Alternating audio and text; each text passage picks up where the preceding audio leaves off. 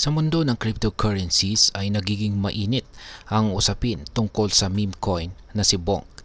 Matapos ang matagal na tahimik, muling bumalik ang sigla nito.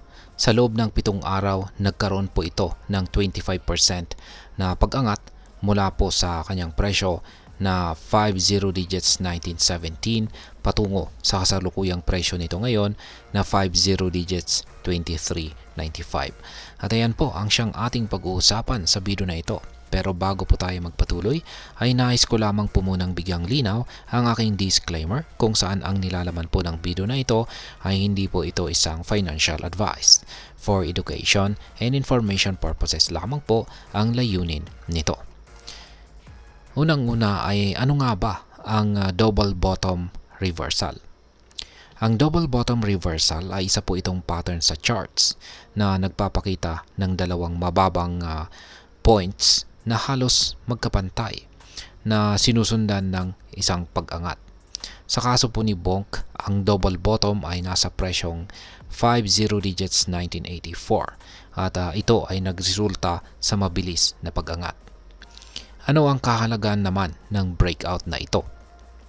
Sa technical analysis, ang breakout ay isang indikasyon na maaring magpatuloy ang pag-angat ng presyo. Sa daily chart po ni Bonk, nakita ang pag-angat mula po sa presyong 50 digits 1567 at ang pagtawid nito sa resistance level na nagdulot po ng breakout event. Ano naman ang Fibonacci levels?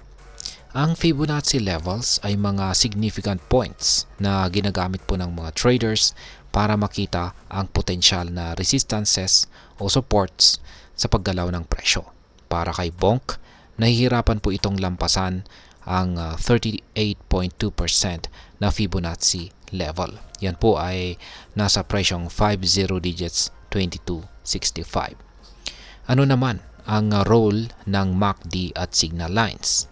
Ang MACD or Moving Average Convergence Divergence at ang signal lines ay ginagamit po sa technical na analysis para makita ang mga trend. Sa kasalukuyan, ang mga ito ay nagpapakita po ng bullish crossover na isang positibong senyales na maaring magpatuloy ang pag-angat ng presyo ni Bonk. Ngayon ay ano naman ang maaari nating asahan sa presyo ni Bonk? Batay po sa mga analyst, maaring magpatuloy ang bull run ni Bonk.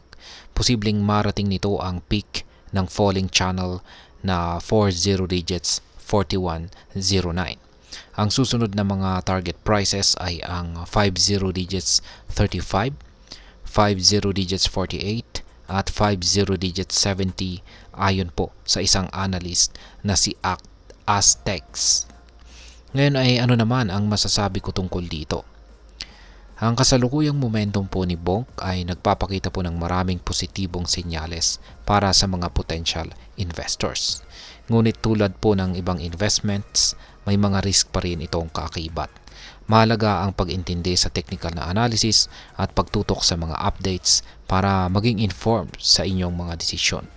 Kaya kung kayo ay interesado kay Bonk, siguraduhin mag-research pa ng gusto at kung maaari ay kumonsulta sa mga eksperto. Sapagkat ang ganitong mga meme coins ay may mataas na volatility kaya't maging maingat sa inyong mga hakbang. At ayan po, hanggang dito na lamang po tayo sa video na ito mga ka-crypto. Sana po ay inyong nagustuhan ang aking paliwanag sa video na ito. Kung inyo po itong nagustuhan, pakiclick lamang po ang like button nito. Para naman po sa mga bago lamang dito, kayo po ay aking inaanyayahan para mag-subscribe. Pakiclick na rin po ang bell icon nito dahil ito po ang siya magsisilbing notification nito sa mga bago kong videos na akin pong ina-upload sa aking YouTube channel na ito. Marami pong salamat sa panonood, ingat po tayo lagi at God bless po sa ating lahat.